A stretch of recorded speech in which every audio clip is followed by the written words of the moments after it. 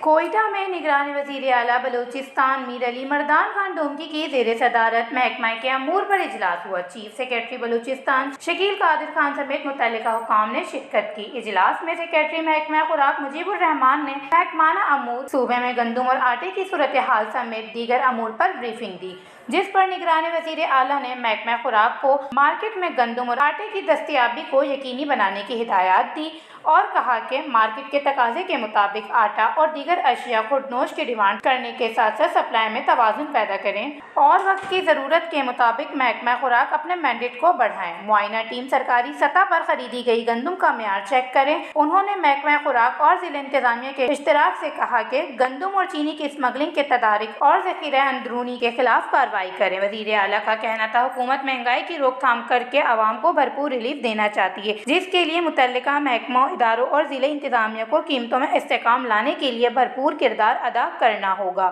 Watch news, Quetta, Balochistan.